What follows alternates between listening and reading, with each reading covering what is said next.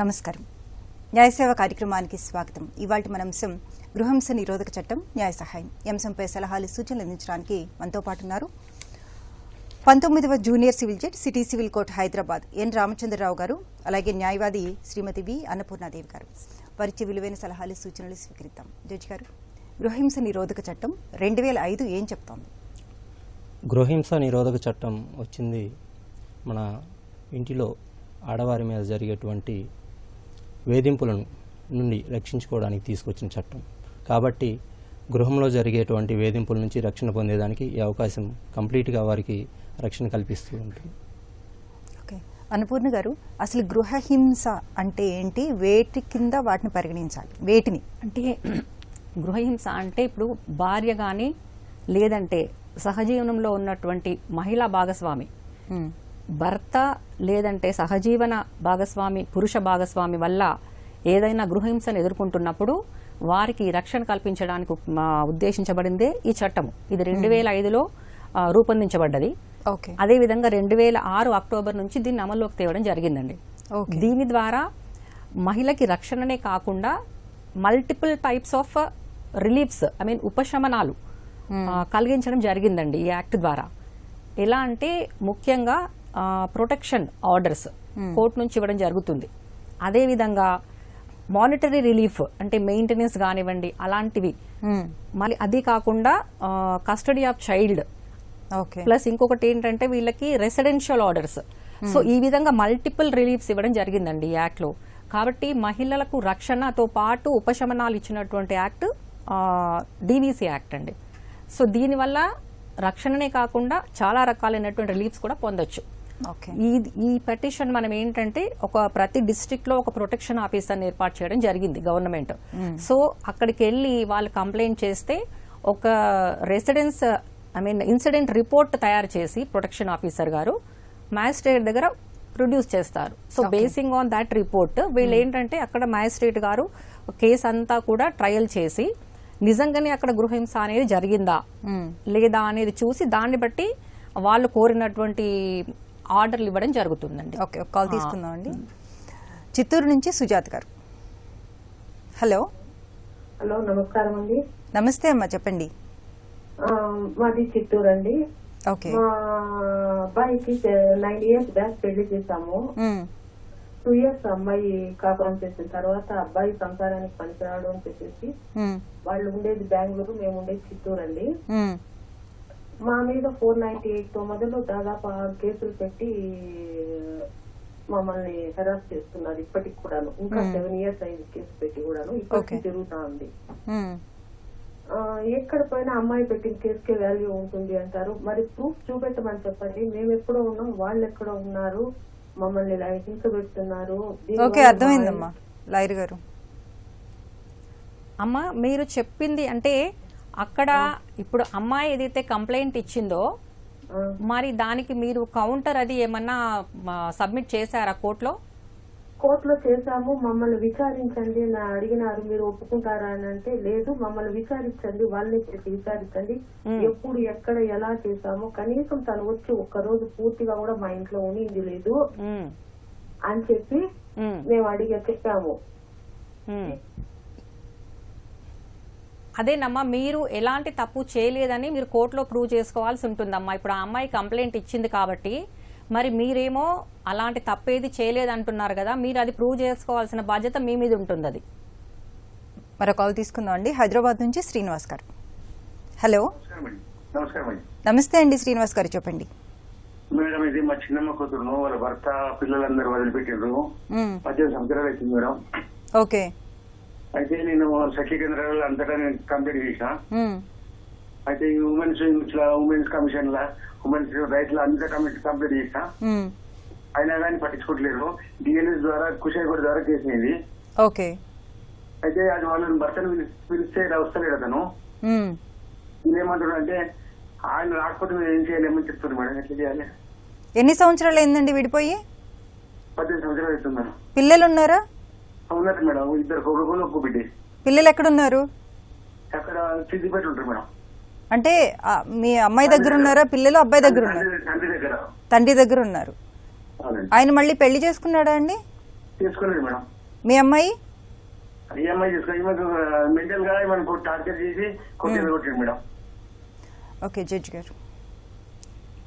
శ్రీనివాస్ గారు, చెప్పండి సార్. ఇప్పుడు వీరు విడిగా ఉంటున్నారు కాబట్టి ఎటువంటి రీజన్ లేకుండా విడిగా ఉండేదానికి లేదు.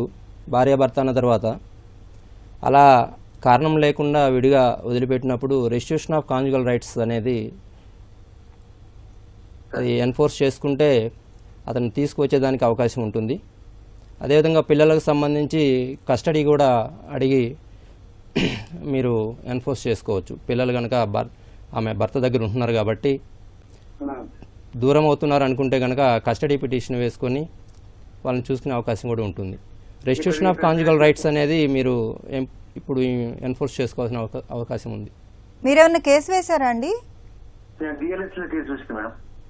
ఓకే, కోర్టులో కేసు నడుస్తోందా ఇప్పుడు? కుషేగూడ నడుస్తుందని ఆయన భర్తను పిలిస్తే వస్తలేదు మేడం. మేమేం చేయలేమంటున్నారు మేడం వాళ్ళు. ఇది రెస్టిట్యూషన్ ఆఫ్ కాంజుగల్ రైట్స్కి వేసుకోవాలండి మీరు. ఎక్కడ సార్? ఇది సబ్ కోర్టులో వస్తుంది, సీనియర్ సివిల్ జడ్జి కోర్టులో వేసుకోవాల్సి వస్తుంది. మీరు ఉండేది ఎక్కడండి? హైకోర్టులో ప్రజావాద్యం లెక్క ఇవ్వచ్చు సార్ సుమోటోగా? లేదండి, మీరు ఫస్ట్ కింద లోయర్ కోర్ట్స్ నుంచి వెళ్ళాలండి. డిఎల్ఎస్ ద్వారా కుషేగూడ ఇష్టం. ఆమె ఉండేది ఇక్కడ మెడికల్ జిల్లా ఒక ఆశ్రమం ఇష్టం మేడం. నేను మీకు కోర్ట్స్లో వస్తుందండి రిలీఫ్. కోర్ట్స్ని అప్రోచ్ అవ్వండి. ఎక్కడ court approach? Senior civil judge court మీ జ్యూరిస్డిక్షన్లో వస్తుంది. Okay sir, okay sir, thank you. Sir ఇట్లాంటి పరిస్థితుల్లో ఏం చేయాలి? చట్టంలో క్లియర్గా రిలీఫ్స్ అనేది చెప్పడం జరిగింది. ఎందుకంటే మ్యారీడ్ కపుల్ కుటుంబ వ్యవస్థకి ఇంపార్టెన్స్ ఇస్తూ మనకి ఎప్పుడైతే ఎటువంటి రీజన్ లేకుండా దూరంగా వదిలిపెట్టడానికి లేదు. ఇప్పుడు కోర్టులో కాకుండా న్యాయ సేవాధికార సంస్థ ద్వారా ఏమైనా సహాయం లభిస్తుందంటే? లేదండి, డైవర్స్ ప్రొసీడింగ్స్ ఇవన్నీ ఈ కోర్టు ద్వారానే జరగాలి. రెస్టిట్యూషన్ ఆఫ్ కాంజుగల్ రైట్స్లో మనకు ఆర్డర్ వచ్చిన తర్వాత ఒక 1 year పాటు కనుక వారు అయినా కూడా ఆర్డర్ ఒబే చేయని పక్షంలో డైవర్స్ కూడా అవకాశం ఉంటుంది, అది బేస్ చేసుకొని. ఓకే, మరి కాల్ తీసుకుందాం అండి. హలో హలో రాజేష్ గారు, నమస్తే అండి. Madam good morning madam. Good morning, చెప్పండి. మేడం నాకు 2019 November 14 నాడు మ్యారేజ్ అయింది మేడం. ఓకే. ఒక 2 months మంచిగా కలిసి ఉంటే చిన్న చిన్న తగాదాల వల్ల విడిపోయి అమ్మగారింటికి వెళ్ళిపోయింది మేడం. ఓకే. ఇప్పటికి 5 years అవుతుంది మేడం. అయితే ఎన్ని పంచాయతీలు పెట్టించినా కూడా నన్ను వినడం లేదు. మా అమ్మ నాన్న ఇద్దరు పేషెంట్స్. మదర్ వచ్చేసి పార్కిన్సన్స్ డిజీజ్ పేషెంట్, ఫాదర్ వచ్చేసి ఇటోమిక్ స్ట్రోక్. ఇద్దరు 70 years ఎబో ఉంటారు, 78 years ఎబో ఉంటారు ఫాదర్ అండ్ మదర్. ఓకే. వాళ్ళని వదిలేసి ఇండివిజువల్ గా ఉండాలి, మా ఇల్లరికమే ఉండాలి, మా ఇంటి చుట్టూ ఉండాలి అని పంచాయతీ పెడితే కూడా అలా ఎలా ఉంటాడు, ఇద్దరు మీకు కావాలంటే చుట్టూ ఆయన ఇంటి దగ్గరలో ఉంటాడు, వేరే ఉంటాడని చెప్తే వేరే కూడా రూమ్ తీసుకొని ఉన్నాను. అలా కూడా ఏం చేసింది, ఉండే మోసం చేసి వెళ్ళిపోయింది. ఓకే. నాకు ఓన్లీ కట్నం 10,000 రూపాయల కట్నమే వరపోయినాడు పోసింది మేడం. ఇంకేం పెట్టలేదు. తన బంగారం ఇట్లా ఏం 3 తోళ బంగారం ఉన్నది ఏం పెట్టలేదు. మ్యారేజ్ ఎప్పుడైందండి మేడం? మ్యారేజ్ ఎప్పుడైంది? 2019 November 14.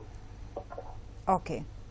అయితే ఇంకొక విషయం ఏంటంటే తన 3 తోళ బంగారం పెట్టి ఆమె మెడల్లో వేసుకుంది, ఆమె మెడల్లో వేసుకొని పోయింది.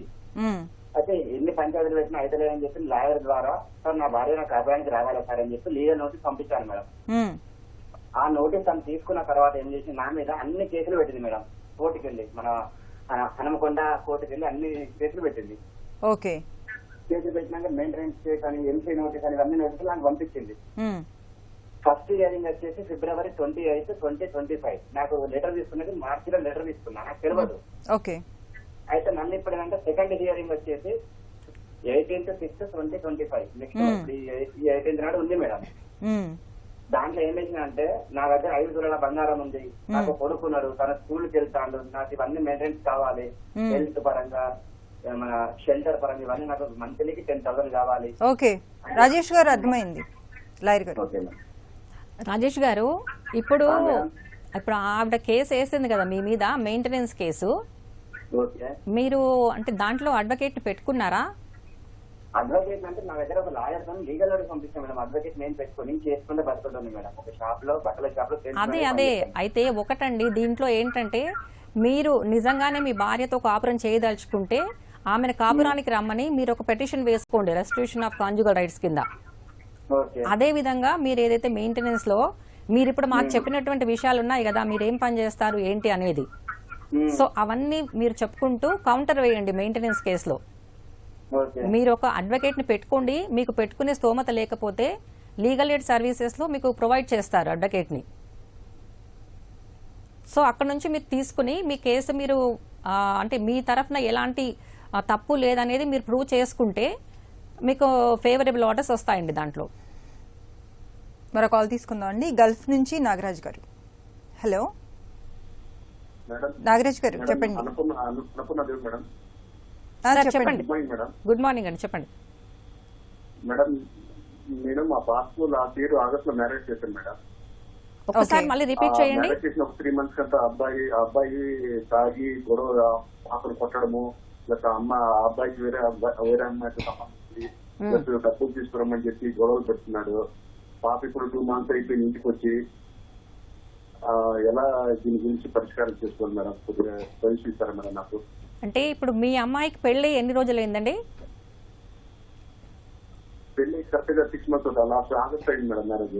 ఓకే, మీరు అంటే వాళ్ళ వైపు నుంచి ప్రాబ్లం ఏది ఉందో మీరు ఒక పని చేయండి. ఫస్ట్ అయితే మీరు అంటే అసలు వేధింపులు ఏంటంటే అది చెప్పండి. దేని కారణంగా అమ్మాయిని తీసుకెళ్లట్లేదు వాళ్ళు? అతను ఆర్మీలో వర్క్ చేస్తున్నాడు మేడం. ఆర్మీలో వర్క్ చేస్తున్నాడు, ప్లస్ తాగి గొడవ చేస్తున్నాడు మేడం. అమ్మాయితో కొట్టడము, ప్లస్ ఆ అమ్మాయికి వేరే అబ్బాయితో సంబంధం, సరే వేరే అమ్మాయితో సంబంధం. మేడం మీ వాయిస్ రాలేదు మేడం. మీరు చెప్పండి. మీరు మీకు స్థానిక పోలీస్ స్టేషన్ లో ఒక కంప్లైంట్ ఇవ్వండి. కంప్లైంట్ ఇవ్వండి. అదే విధంగా అసలు మీరు ఇప్పుడు చెప్పిన విషయాలన్నీ చెప్పుకుంటూ ఒక కంప్లైంట్ ఇవ్వండి. డీవీసీ కింద మీరు డిస్ట్రిక్ట్ కలెక్టర్ ఆఫీస్ లో అయితే గనక ప్రొటెక్షన్ ఆఫీసర్ ఉంటారు, అక్కడికి వెళ్ళి మీరు కంప్లైంట్ ఇవ్వండి. మీకు న్యాయం జరుగుతుందండి అక్కడ. ఓకే జడ్జి గారు, సెక్షన్ 498 ప్రకారం ఎలాంటి న్యాయ సహాయం లభిస్తుంది? సెక్షన్ 498 ఐపీసీ ఇప్పుడు 85 BNS భారతీయ న్యాయ సంహిత. దీని ప్రకారం ఏంటంటే ఎవరైతే వివాహిత మహిళలు ఉంటారో వారి భర్త కానీ భర్త తరపు బంధువులు కానీ ఎవరైనా క్రూయాలిటీ హెరాస్మెంట్ కనుక చేసినట్లయితే వారికి పనిష్మెంట్ పడే అవకాశం ఉంది, జైలు శిక్ష, దాంతోపాటు జరిమానా కూడా విధించే అవకాశం ఉంది. ఎప్పుడైతే ఫిజికల్గా కానీ మెంటల్గా కానీ హెరాస్ చేస్తూ అదనపు కట్నం కోసం కానీ ఏదైనా వాల్యుబుల్స్ కోసం కానీ ఇబ్బంది పెట్టినట్లయితే వారిని ఈ సెక్షన్ ఎన్ఫోర్స్ చేసుకోవచ్చు. ఓకే, అలాగే ఇందులో మెయింటెనెన్స్ కూడా తీసుకునే అవకాశం ఉంటుందంటారా 498 కేసు? లేదండి, మెయింటెనెన్స్కి వచ్చేసి సపరేట్ ప్రొసీడింగ్స్ ఉన్నాయి. సిఆర్పిసి సెక్షన్ 125 ఉంది, 144 ఇప్పుడు లేటెస్ట్ BNSS కింద, అదేవిధంగా DVC కింద ఉన్నాయి. హిందూ మ్యారేజ్ యాక్ట్లో కూడా వస్తుంది, హిందూ అడాప్షన్ మెయింటెనెన్స్ యాక్ట్లో. అంటే number of legislations personal laws కూడా మనకి ప్రొవైడ్ చేస్తున్నాయి మెయింటెనెన్స్ ఫెసిలిటీ. ఓకే అన్నపూర్ణ గారు, అలానే ఇప్పుడు గృహహింస నిరోధక చట్టం కింద ఆడవారు అంటే ఇప్పుడు తల్లి, చెల్లి, భార్య అందరూ వస్తారు కదా. సో తల్లి, చెల్లి కూడా ఈ రక్షణ పొందే అవకాశం ఉందండి, తప్పకుండా ఉంది. వాళ్ళు ఎందుకంటే వాళ్ళంతా కూడా ఈ చట్టంలో వాళ్ళ గురించి కూడా చెప్పడం జరిగింది.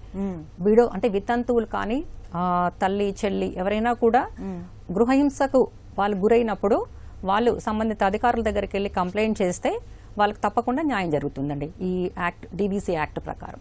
ఓకే, అలానే గృహహింసకు పాల్పడే వారి నుంచి రక్షణ పొందాలంటే ఏం చేయాలి?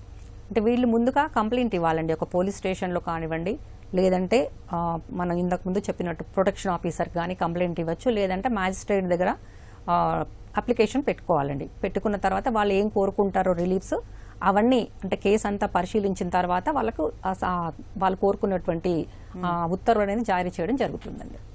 ఓకే జడ్జి గారు, అలానే విడాకులు తీసుకోకుండా మనోవర్తి పొందొచ్చా?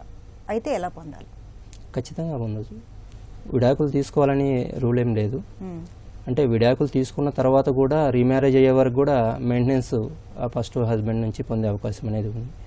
సిఆర్పిసి సెక్షన్ 125 కానీ అదేవిధంగా DVCలో కూడా మనకు మానిటరీ రిలీఫ్ అనేది ఇవ్వడం జరుగుతుంది. ఓకే, అంటే ఇప్పుడు DVC కింద తీసుకోవచ్చు, 125 CRPC తీసుకోవచ్చు. మనకు లేటెస్ట్గా రజనీష్ వర్సెస్ నేహా అని హానరబుల్ సుప్రీంకోర్టు జడ్జిమెంట్ ప్రకారం రిలీఫ్స్ తీసుకున్నప్పుడు ఆ రిలీఫ్స్ ఎందులో ఎంత వచ్చిందనేది కోర్టు వారి దృష్టిలో పెట్టినట్లయితే అది సెట్ ఆఫ్ అడ్జస్ట్మెంట్ చేయడం జరుగుతుంది. ఓకే, అంటే రెండు వేసుకోవాలంటారా కేసులో? వేసుకోవచ్చు. ఆ conditions facts change of circumstances బట్టి ఒక్కోసారి ఎన్హాన్స్ చేసే అవకాశం కూడా ఉంటుంది. అలా అని ప్రతి కేసులో కూడా ఇచ్చినంత ఇవ్వాలని లేదు, దాన్ని అడ్జస్ట్ చేస్తారు, అడ్జస్ట్ చేసి టోటల్గా ఇవ్వడం జరుగుతుంది. అడ్జస్ట్మెంట్ అంటే ఇందులో 10,000 వస్తే డీవీసీలో 15,000 వచ్చిందంటే 10,000 పేమెంట్ చేసినప్పుడు రిమైనింగ్ 5,000 కట్టిస్తారు. Okay okay. అలాగే ఆడపిల్ల గృహహింసకు పాల్పడి బాధితురాలినప్పుడు మరణించినప్పుడు ఎలాంటి శిక్షలు ఉంటాయి? 304B ఉన్నది మనకి, డౌరీ డెత్ బిలో 7 years కనుక మరణించినట్లయితే హెరాస్మెంట్ వల్ల అది 304B వస్తుంది. అదర్వైజ్ అబెట్మెంట్ ఆఫ్ సూసైడ్ 306 కింద కూడా మనకు పనిష్మెంట్ అనేది ఇవ్వడం జరుగుతుంది. ఓకే. లాయర్ గారు, అలానే భార్యకు తెలియకుండా రెండో పెళ్లి చేసుకుంటే ఎలాంటి పరిణామాలు ఉంటాయి, ఎలాంటి శిక్షలు ఉంటాయి? అది ఒక నేరం అండి. మనకు ఇంతకుముందు ఐపీసీలో ప్లస్ అదే విధంగా ఇప్పుడు వచ్చినటువంటి బిఎన్ఎస్లో కూడా చెప్పడం జరిగింది. సో అది కనుక ప్రూవ్ చేస్తే వాళ్ళకి తీవ్రమైనటువంటి శిక్ష వేయడం జరుగుతుందండి. తప్పకుండా జరుగుతుంది. అది ఒక నేరం. ఇది కూడా డొమెస్టిక్ వైలెన్స్ కింద వస్తుందంటారా? అంటే మనకి ఇది ఐపీసీలో చెప్పడం జరిగిందండి. రెండో భార్య గురించి ఏంటంటే ఐపీసీలోనే చెప్పడం జరిగింది. అది నేరము. సో అది మనం కంప్లైంట్, మొదటి భార్య కంప్లైంట్ ఇస్తే దాని మీద తప్పకుండా చర్యలు తీసుకోవడం జరుగుతుందండి. ఓకే. అలాగే గృహహింసకు పాల్పడే మహిళ ఎలాంటి రుజువులు, సాక్ష్యాలు పెట్టుకోవాలి? అంటే అక్కడ జరిగినటువంటి ఇన్సిడెంట్స్ ఏమైనా ఉంటే దానికి సంబంధించి వీడియోలు కానివ్వండి, సమ్ ఆడియోలు కానివ్వండి, అట్లాంటివి ఏదన్నా ఉన్నా కూడా కోర్టులో వాళ్ళకి సబ్మిట్ చేసి ప్రూవ్ చేసుకోవచ్చు అండి. దాన్ని జరిగినటువంటి విషయాన్ని ప్రూవ్ చేసుకో. జనరల్ గా ఎలా ఉంటుందంటే అండి, ఇద్దరి మధ్య జరిగిన విషయాలు కానివ్వండి, ఏదైనా సంఘటనలు కానివ్వండి, దానికి రుజువులు, సాక్ష్యాలు అంటే ఇప్పుడు లేటెస్ట్ గా అంటే మనకు జనరల్ గా అందరూ ఎవరి దగ్గర అయినా కూడా స్మార్ట్ ఫోన్స్ అవి ఉన్నాయి కాబట్టి దానికి సంబంధించి అలాంటి గొడవలు ఏదైనా జరుగుతున్నప్పుడు వీడియోస్ అవి తీసుకుంటే అది కొంచెం వాళ్ళకి ఎక్కువ ఉపయోగపడుతుంది కోర్టులో మనకు సాక్ష్యంగా ప్రొడ్యూస్ చేసుకోవడానికి. సో ఎలాంటి సాక్ష్యాలు, రుజువులు లేనప్పుడు పరిస్థితి ఏంటంటారు? అంటే సమ్ టైమ్స్ ఇంకా కోర్టు ఏంటంటే వీళ్ళు చెప్పింది అఫిడవిట్ రూపంలో వేస్తారు కాబట్టి దాని మీద బేస్ చేసుకుని ట్రయల్ అంతా చేసిన తర్వాత దాన్ని బట్టి అక్కడ ఉన్నటువంటి సర్కమ్స్టాన్సెస్ ప్లస్ ఆ యొక్క గృహహింస అనే తీవ్రతను ఎలా ఉంది అనేది చూసి దాన్ని బట్టి పనిష్మెంట్ ఇవ్వడం జరుగుతుందండి. అదేవిధంగా సమ్ టైమ్స్ జరిమానా.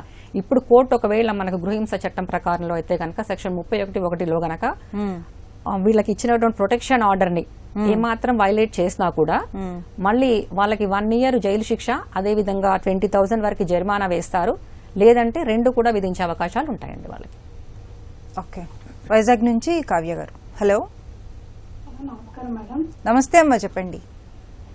మేడం, అంటే మా హస్బెండ్ కి నాకు గొడవల వల్ల డీవీసీ పెట్టాను మేడం, 498A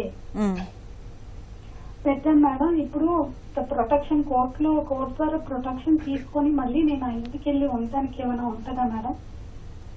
బాబు నేను కలిసి వాళ్ళ కాపరింగ్ తీసుకెళ్ళట్లేదు మేడం, ఎంత చెప్పినా.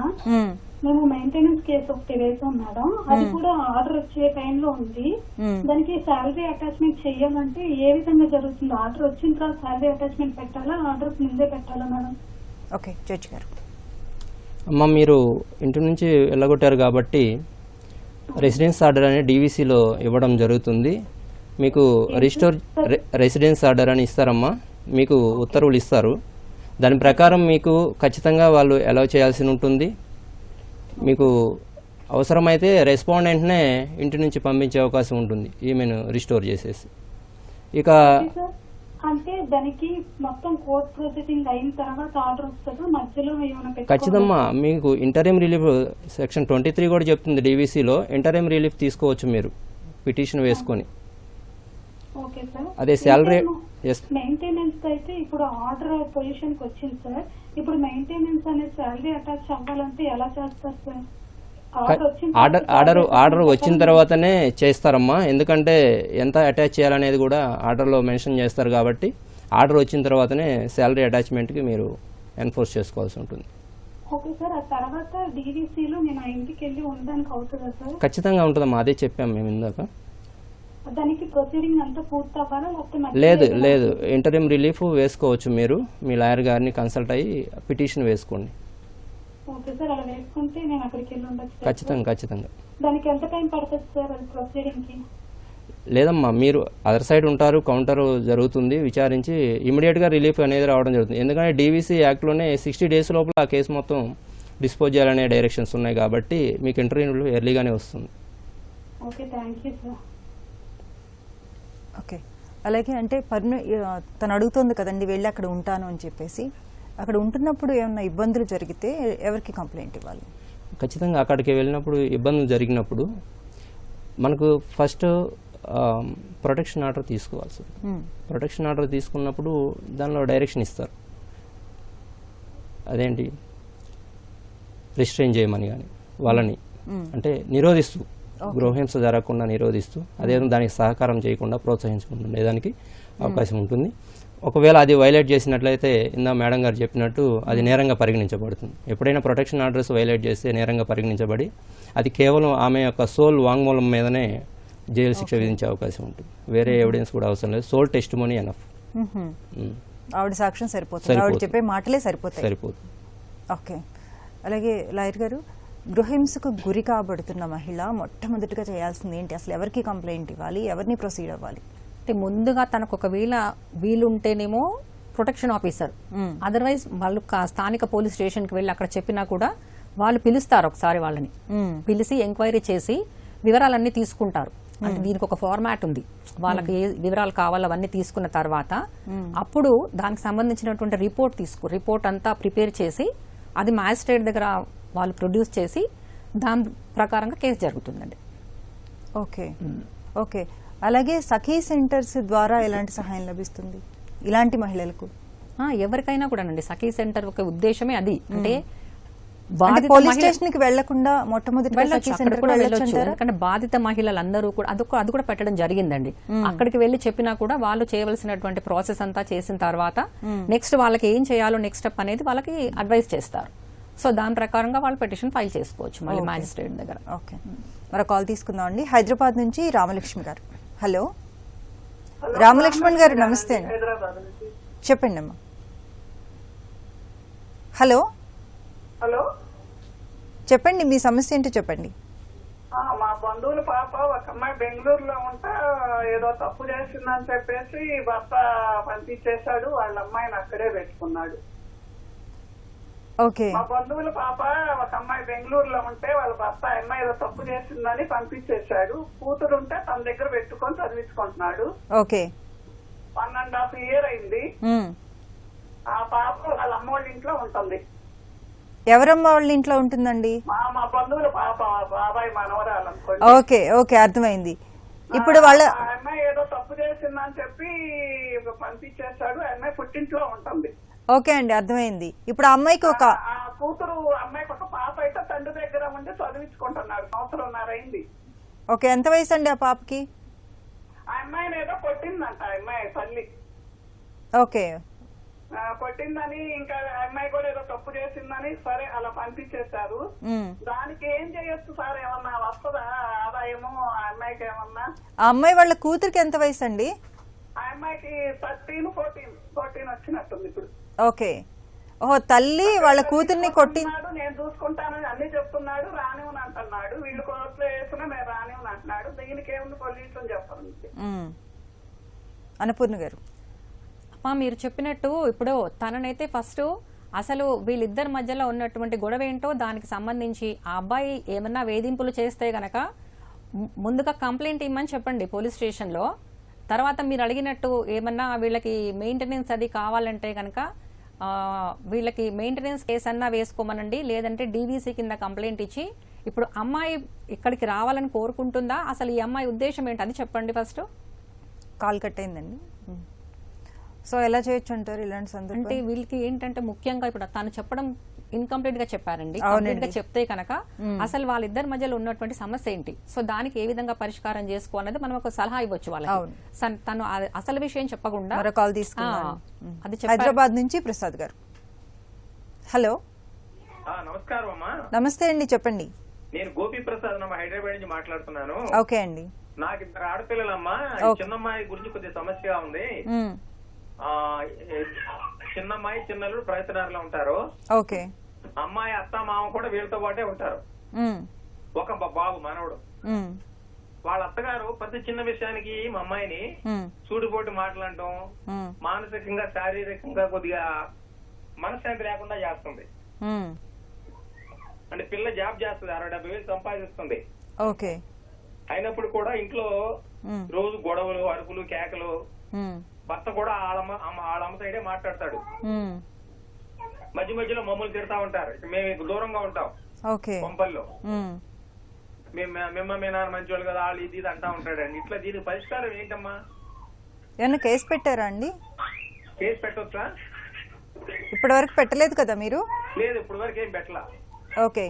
ఏమన్నా పెద్దవాళ్ళ మధ్య కూర్చోబెట్టి మాట్లాడిచ్చారా? అది అట్లా అనుకుంటున్నామండి. ఇంటే సరే, అదే మీ సలహా తీసుకుందాం, ఎలా ముందుకెళ్ళాలి. ఓకే, జడ్జి గారు చెప్తారు, వినండి. తప్పకుండా అండి.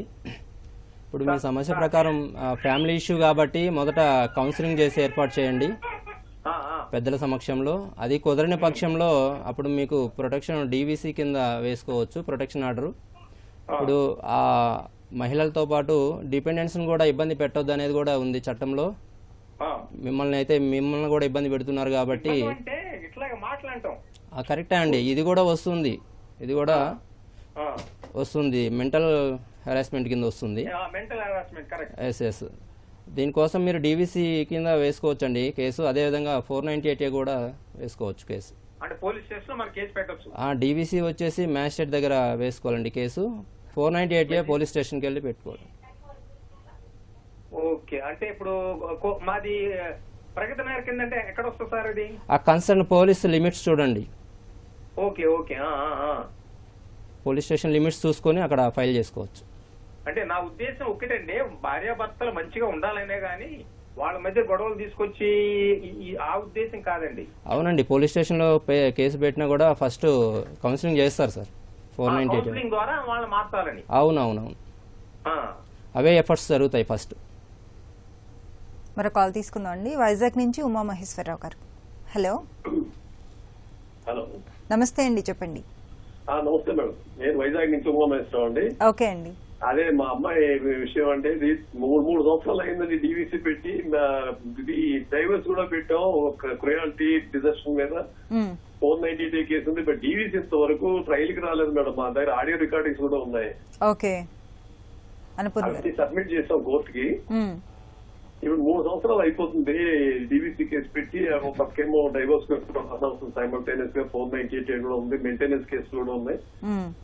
ఇప్పుడు ఎట్లా ప్రొసీడ్ అవ్వాలి డీవీసీకి? అట్లా అంటే మీరు డీవీసీలో మ్యాజిస్ట్రేట్ దగ్గర కంప్లైంట్ ఫైల్ చేశారండి? ఫైల్ చేసామండి, ఉంది కోర్టులో ఉంది. అంటే ఇప్పుడు అన్నిట్లో కూడా మీరు ఏవైతే చెప్పి కంప్లైంట్ వేశారో మరి మీకు ఒక అడ్వకేట్ ఉంటారు కదా? అవునండి.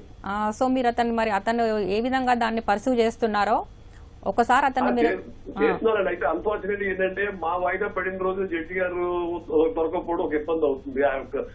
ట్రైనింగ్ లో ఉండటం లేకపోతే లీవ్ లో ఉండటం అవుతుంది. అలా 3 years అయిపోయింది మాకు. అదే అంటే దానికి ఎవరు ఏం చేయలేరు కదండి, ఎందుకంటే మీ వాయిదా ఉన్న రోజు. కాకపోతే ఏంటంటే అమ్మాయి పరిస్థితి అలా 3 years అయిపోయింది. ఇప్పుడు ఎట్లా అలా అమ్మాయిని అలా వదిలేస్తే ఏ సెటిల్మెంట్ లేకుండా? లేదు, మీరు ఒక నిమిషం వినండి. మీరేంటంటే ఇప్పుడు మీరు తీసుకోవాల్సినటువంటి చర్యలన్నీ తీసుకున్నారు కాబట్టి దాన్ని ఏ విధంగా పర్సూ చేసుకుని మీ దగ్గర ఉన్నటువంటి ఆధారాలన్నీ ప్రొడ్యూస్ చేసి మీరు కరెక్ట్ గా అంటే అడ్వకేట్ గారికి మీకు అతనికి కావాల్సిన ఇన్ఫర్మేషన్ అంతా ఇచ్చి మీరు కోఆపరేట్ చేస్తే మీకు తప్పకుండా న్యాయం జరుగుతుందండి. ఎందుకంటే మీరు ఎన్ని కేసులు అంటే ఇప్పుడు ఆమెకు జరిగినటువంటి అన్యాయానికి అన్ని కేసులు వేశారు కదా. 498A వేశారు, డీవీసీ పెట్టారు, డైవర్స్ క్రూయల్టీ కింద వేశారు. సో ఇవన్నీ కూడా మీరు సరిగ్గా దాన్ని ప్రొసీడ్ అవ్వండి, మీకు తప్పకుండా న్యాయం జరుగుతుందండి. అయితే ఇది ఏంటంటే అన్ని ఉన్నాయి. మెయింటెనెన్స్ కూడా వాళ్ళు ఎక్కడ కోఆపరేట్ చేయట్లేదు. 4 సార్లు కూడా మీడియేషన్ రమ్మంటే రాలేదు, కోఆపరేట్ చేయట్లేదు. మెంటల్ గా ఫిజికల్ గా కూడా బాగా హెరాస్ చేశారు అమ్మాయిని. ఇప్పుడు వాళ్ళు అవసరానికి రావట్లేదు, కోర్టు పిలిచినప్పుడు కూడా రావట్లేదు. ఏదో వాయిదాలకి ఏదో వచ్చేటండి వెళ్ళిపోతున్నారు అంతే. అంటే వాయిదాలు అంటే వాళ్ళకి ఇప్పుడు ఆ స్టేజ్ కూడా వస్తుందండి. వాళ్ళు వాయిదాలకి వస్తే ఏమో పర్వాలేదు, రాకపోతే గనక వాళ్ళకి అగైనెస్ట్ వారెంట్ కూడా ఇష్యూ చేయడం జరుగుతుంది. వాళ్ళు కోర్టుకు వచ్చిన తర్వాత ఇప్పుడు మీరు ఇచ్చినటువంటి సాక్ష్యాలని ఆధారాలను అన్ని చూసి మీకు సరైనటువంటి న్యాయం చేయడం జరుగుతుందండి కోర్టులో. ఎందుకంటే ఆల్రెడీ అన్ని కోర్టులో పెండింగ్ ఉన్నాయి కాబట్టి మీరు ఇచ్చినటువంటి ఆధారాన్ని బట్టి న్యాయం చేస్తుందండి మీకు కోర్టు తప్పకుండా. Okay, thank you so much అండి. ఇప్పటివరకు మనం గృహహింస నిరోధక చట్టం, న్యాయ సహాయం అంశంపై సలహాలు సూచనలు స్వీకరించాం. వచ్చే శనివారం 9:30 న్యాయ సేవ కార్యక్రమంలో మళ్ళీ కలుసుకుందాం. అంతవరకు సెలవు, నమస్కారం.